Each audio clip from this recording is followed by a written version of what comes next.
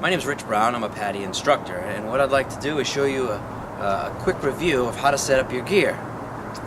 We've got 3 different style BCs. You have your jacket style BC, you have a back inflate BC, and then you have a wing BC. What we're going to use today is the jacket style BC and how to properly affix it to your tank, to your cylinder. Okay? First thing you want to do is make sure that you get your air from a reputable air station. First and foremost, smell your air. Slightly open the tank valve, cupping your hand over, bring your face down and smell the air. If you don't smell any roses or anything, then it should smell odorless. Okay? Next thing you want to know is to take and keep the opening of the tank valve facing as if you were wearing the jacket style BC to the back of your head. I'm going to turn around to make it easier. What you're going to do is you're going to loosen the tank strap, BC strap, placing it over the tank valve, slide it down,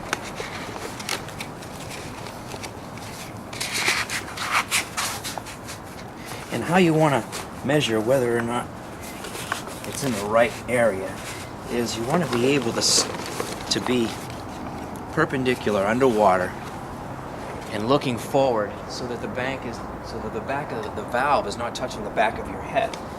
So how you're going to do that is you want to have it roughly about the same height as your back plate. Okay? Now, a lot of problems can happen on the water when you simply just don't strap the BC tight enough. So how you want to, strapping down the BC properly through the buckle, which I'll show you in another video, is if you notice the strap, by pulling, you can see that the strap moves through the buckle, and all you need to do is once you lock it in place, it's not going to move, okay? Slide the strap through the end of the buckle and then use the rest of that pressure and it should lock into place, okay? Now testing to see if it is tight enough, first of all you're going to know because it snaps into place, but a dry BC and a dry strap tends to loosen in the water as it expands. So what you want to do is move your feet out of the way, have your hand underneath the tank valve, and then just lift up and give a little tug. Now you're just putting your hand underneath the tank valve for support in case it does slip out. Now go ahead and put it down and notice if the strap moved up, then you know that it wasn't tight enough. And as you can see, this one's plenty tight enough and it did not move. So now we're going to fix the regulator, and you notice that the opening of the tank valve is facing the back of your head as if you were wearing the jacket. Okay, so I'll reach into my bag, pull out the regulator. So the easiest way to do this is to have your second stages in your right hand. Okay.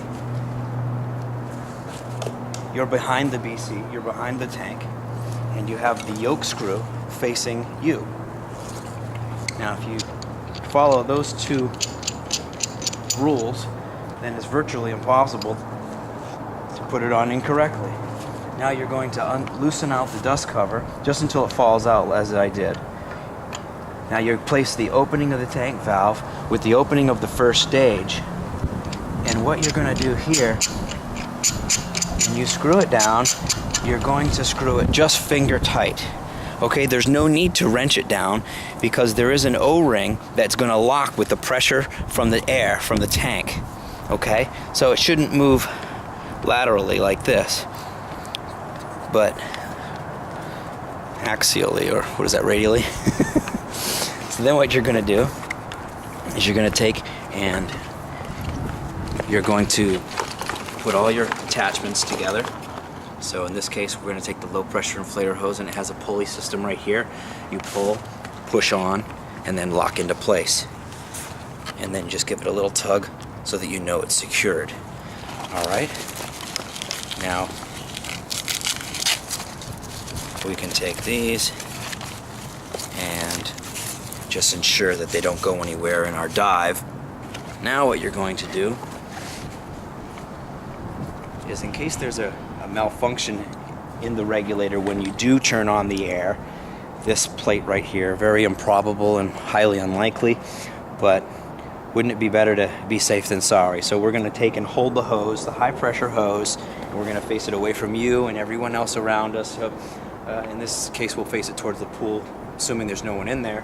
And we're just going to crack as if we were smelling the air, and you'll see that the hoses actually fill up with air. Once that happens, as you can see, then go ahead and crack it. Turn it open all the way until it stops. Okay? No need to wrench it open any more than until it stops. Okay? There's an O-ring in there as well that if you open it too hard, you're going to damage that eventually over time. So then go ahead and look at your air, and you see it's full, and there you go. So properly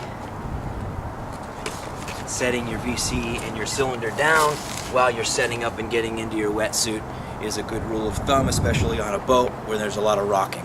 You also may turn your air back a half a turn. Some people have become have gotten in the habit of doing that, and that's fine as well, so that when you do your buddy checks, you can actually turn just a half a turn back, and then you know it's all the way open. Whereas if you're accidentally buddy's turning it the wrong way, oh yeah, you forgot to turn your air on, and then he just turned it off, now your air's completely off. So better to do it that half a turn back, and then at least you've got some air, right? So that's just the reason why some people do that, half a turn back. And then some people have talked about the overhead obstructions, where they'll accidentally, in a very unlikely situation, jam the tank into the open position if they didn't turn it back a half a turn. So there's a few different reasons, but simply just turning it and leaving it all the way open is fine. Thank you, and have a safe dive. Slowly ascend from every dive.